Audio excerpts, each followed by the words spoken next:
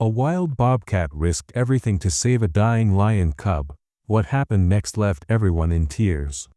Rain fell hard on the shoulder of I-70, turning gravel into mud, while a pickup swerved through the storm, its headlights cutting through the dark. Then, something moved in the ditch, not a deer, not a dog, but a young bobcat, soaked and limping, one ear torn, eyes wide with purpose. Clutched in its jaws was a torn duffel bag, stained and heavy. It did not run from the truck. Instead, it stepped into the road, blocking the lane and refusing to move. The driver stopped and rolled down his window. "What the?" he muttered as he stepped out. The bobcat dropped the bag, backed away slowly, then sat, just watching. There was no growl, no fear, only patience.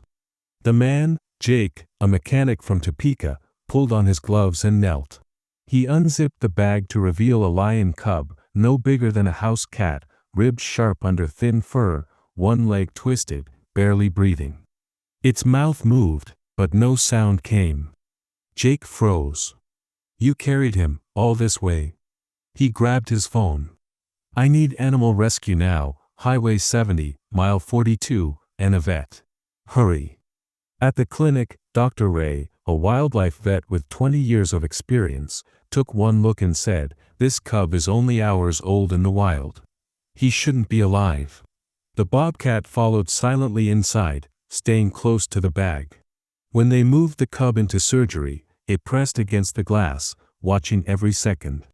No one knew how they met, but the truth lay in a crashed smuggling van deep in the Ozarks. 2 cages, one empty and one broken from the inside. The cub had chewed through the wire, escaped, and collapsed in the woods.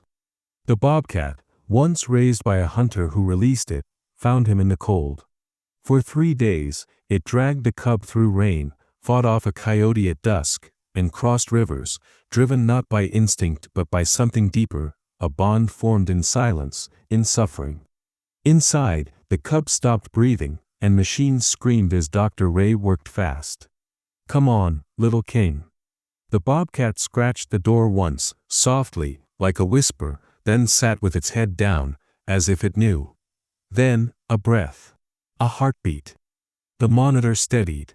Days passed, and the cub gained strength, but the bobcat never left. It ate little and slept by the door. Jake came every night. "You did good," he said, placing a hand on its shoulder. The bobcat looked up, eyes tired but calm. When wildlife officers arrived, they said the cub must go to a sanctuary. The bobcat, however, was wild and untamable. "We'll take it back to the hills," they said. Jake stepped forward. "I'll foster him, if you allow it." They agreed. Months later, Jake drove the bobcat to the sanctuary. The cub, now stronger, ran to the fence.